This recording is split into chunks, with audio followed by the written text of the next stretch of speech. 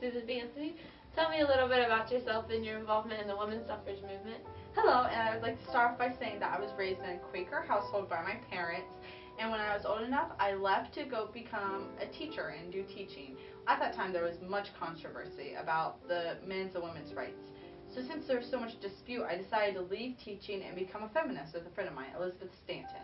And me and her both came together to think of ideas to convince the world that women should have the same rights as men and the right to vote. Was the only issue against women was having the right to vote, or were there more?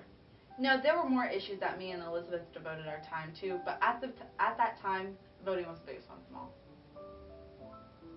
How did you argue your defense against these issues?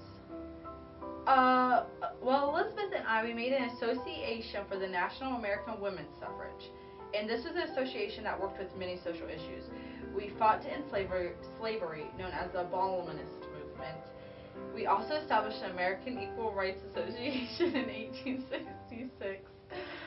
This association fought to have the same rights to all, regardless of race or sex.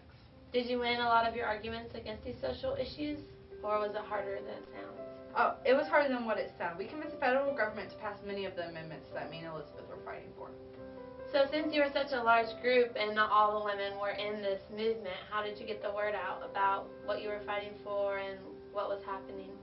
Well, me and Elizabeth decided to create a newspaper. The newspaper was called The Revolution and promoted women's rights and issues. Was it a main seller? Did a lot of people buy it? Yes, I would say all women either read about it, heard about it, or bought it. So the word got around very quickly and it became public very fast.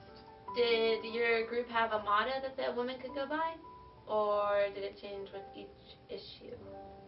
I wouldn't say it changed with each issue, and we didn't have like one set motto, but we did have something that we used, and it was from the Revolution, and it is men and their rights, nothing more. Women and their rights, nothing less.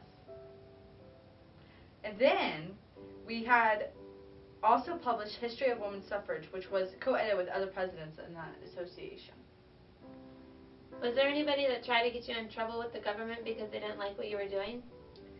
No, I wouldn't say anyone tried to get us in trouble, but when the presidential election came along and our women's right to vote wasn't being passed quickly enough, I decided to vote illegally in that presidential election, and I got arrested and fined $100. But I have still yet to pay that fine, and I try to fight against it. Well, I hope you can resolve other issues that come up between men and women. Thank you so much for your time. Do you have any more questions? How long do you plan on being in this women's suffrage movement? I would like to keep being involved for as long as I possibly can. These rights mean a lot to me, and I'm sure they mean a lot to a whole bunch of other women around the world, and I'd like to fight for women that can't say or fight for themselves. I think women are so happy to have a strong and independent person like you to stand up for them and to stick up for what you know is right. Thank you so much for your time.